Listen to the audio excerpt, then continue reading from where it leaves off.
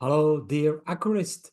Today you selected a study that I want to discuss with you.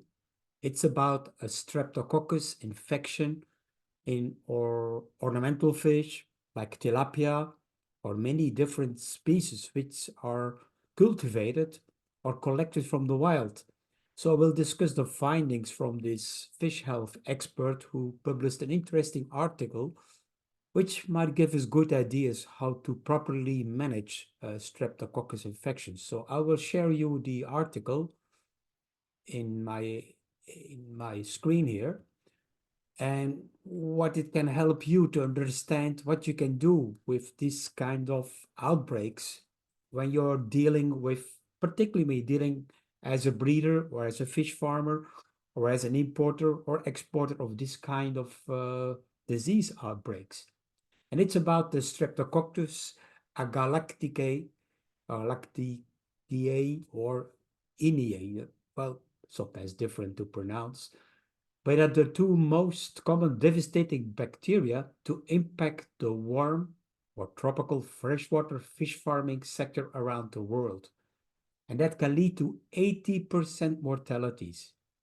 Here we will describe the bacteria. Well, this author, which is Nathan Weisbrod from Israel.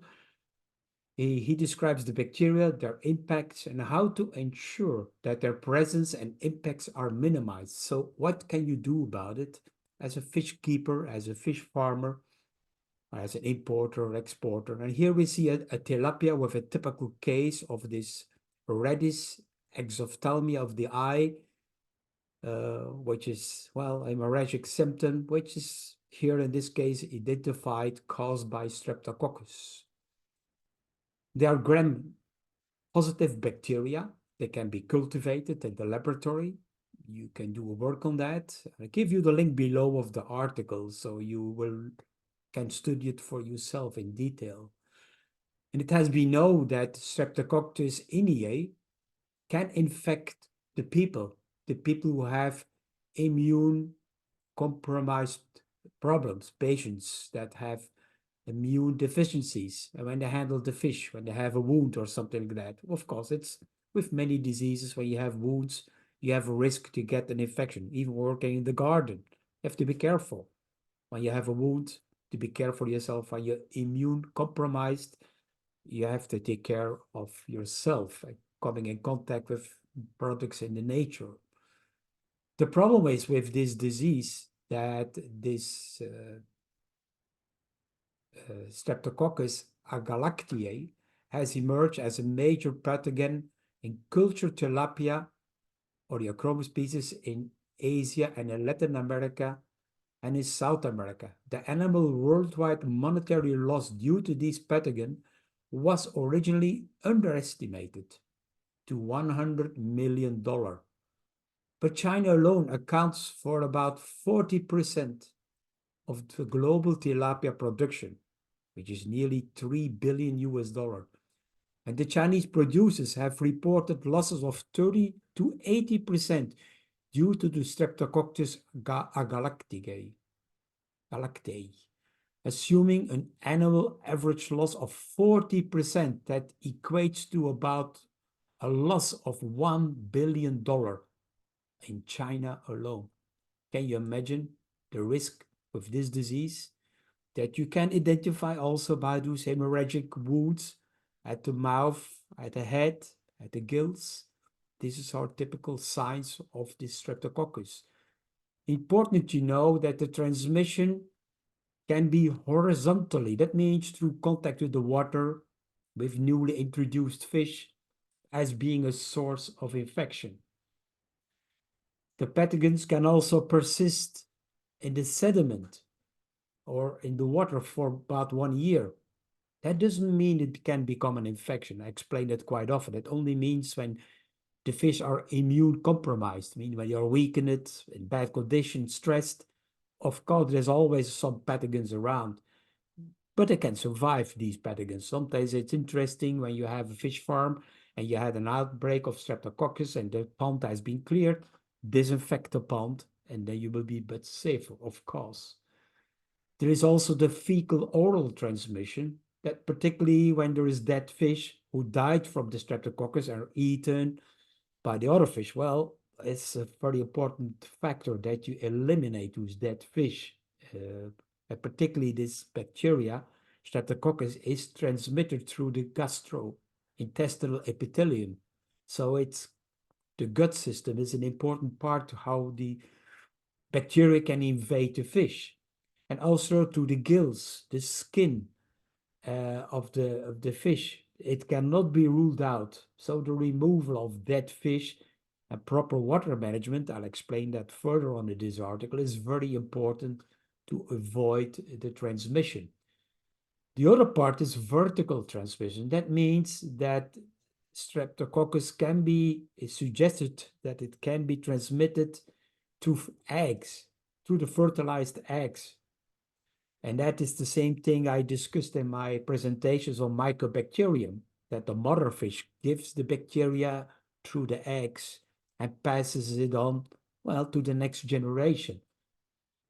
And that's difficult to control. You might think about disinfecting the eggs, but it's only outside you can external disinfect and not internal in the eggs.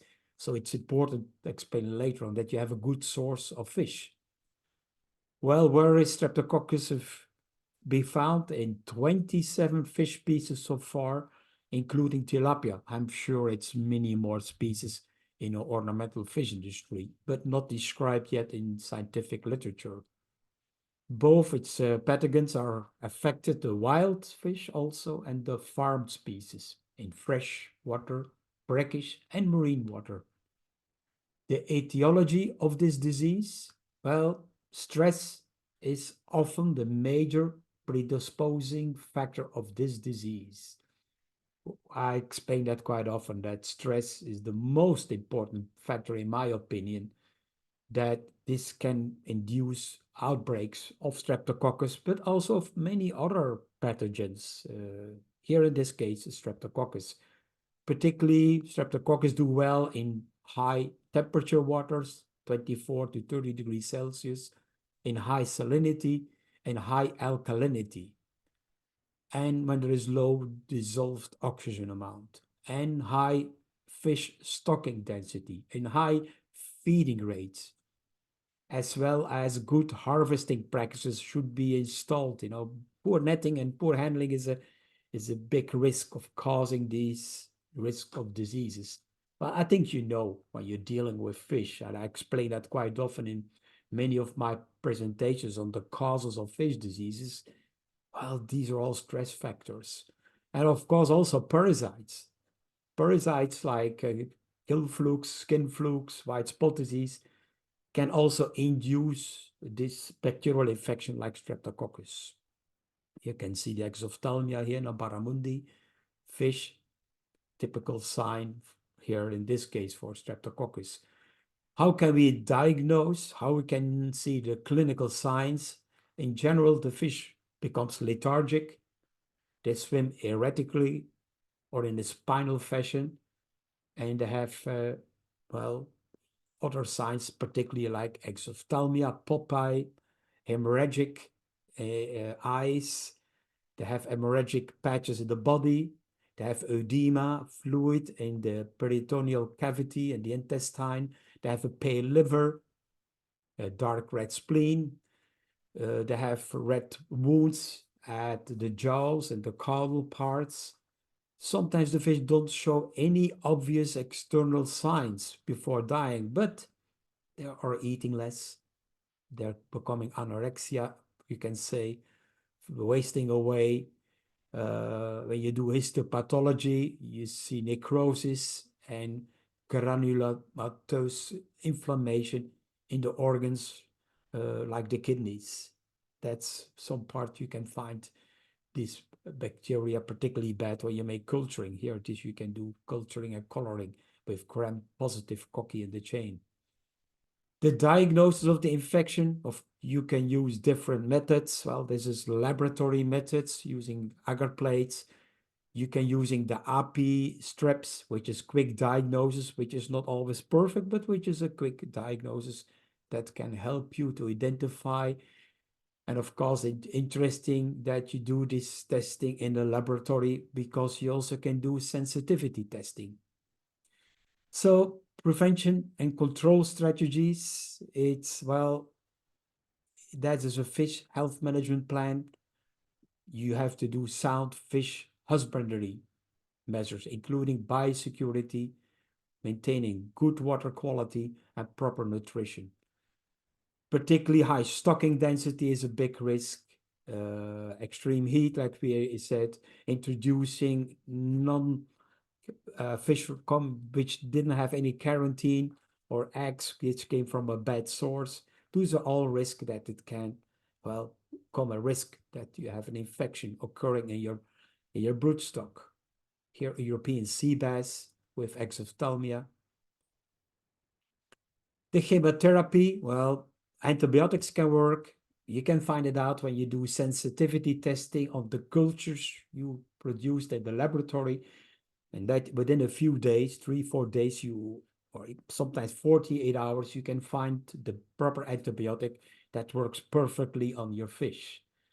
Of course, just implementing antibiotics is not recommended. You should have good guidance from a fish doctor or a veterinarian to what antibiotic is being used. And in many countries, antibiotics are not allowed to be used. It's very restricted.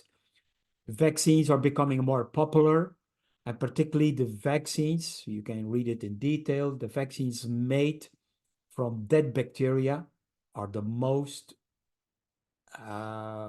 effective ones. And it is known for mankind also when we use that virus material and incubated in a vaccine, we have the best immune reaction, the most protective action.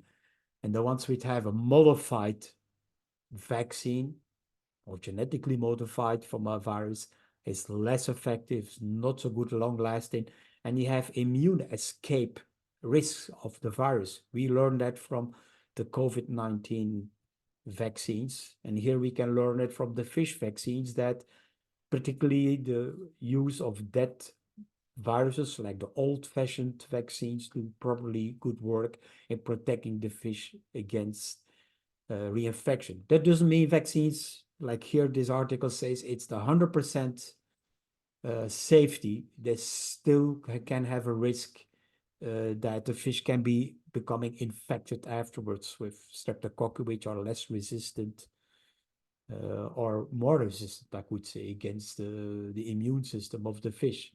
But it can prevent disease and mortality. Certainly, it's a way to look for. The new ways we are looking for, and I talk that quite often in my presentation, is the use of probiotics, prebiotics, and symbiotics. The probiotics are bacteria that improve the microbiome, the gut flora, so the gut has the very good protection against the invading bacteria, so that the gut is eliminating that the bacteria is not infecting the fish. The prebiotics help the gut flora to be well developed, helps the growth of the good bacteria. And the symbiotics have an action of combined probiotics and prebiotics, and those are all available as nutricaments you can implement into the fish food. Beta-glucans are very helpful and very widely used, like we use in our Dr. Bassleer biofish food with Pediococcus as a probiotic and beta-glucans as a prebiotic. Mannan oligosaccharides are used as, how can I say, synthetic compound, which are very practical and should be used, and you can incorporate in the food as your food supplier. Those things are available. And the most promising part for the people who are dealing with breeding tilapia or ornamental fish is that you select the good broodstock, which has a disease resistance. Because a resistance against a disease is universally heritable, which means that there is an enormous potential for selecting fish with improved resistance for key diseases.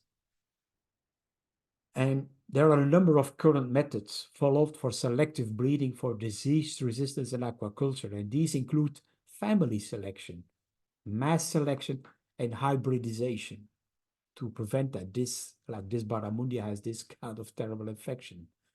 And of course, a very important factor you deal with daily, that you have good fish health management practices and that you follow basic rules like biosecurity to minimize the risk of introducing an infectious disease or spreading it into the facility, separating the nets, disinfecting the nets, putting the new fish in quarantine or the fish which are sick, isolate the tank or the pond, put in quarantine. Do good water quality management, check your water levels, the temperature, do proper water changes, maintaining of the filter, do good farm management. That means your activities which implemented to the staff that they avoid to avoid stress on the fish, that they do the proper handling of the fish. Feeding and feeding management. I continue to tell that in my presentations that overfeeding is a terrible thing, particularly in ponds. You don't see the leftover food on the bottom of the pond that is causing an enormous pollution and enormous stress on the fish and causing a risk of bacterial bloom. And also the use of good food that is well absorbed, that has nutriments and avoiding excessive waste.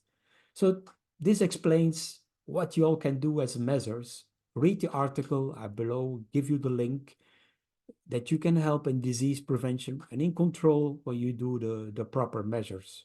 So I hope this study helped you to understand bacterial infections, here in this case Streptococcus, which is, well, a devastating gram-positive bacteria, easily controlled by antibiotics, which should be selected through to good sensitivity testing in the laboratory. I hope this study helps you to understand something about fish diseases and what you can do about it. Thank you for watching.